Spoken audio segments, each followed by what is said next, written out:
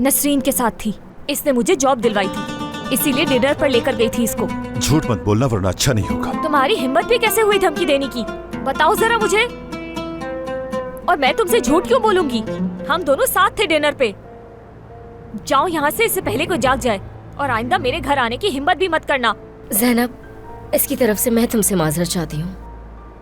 मुझे अपने मसलों से दूर रखो नसरीन।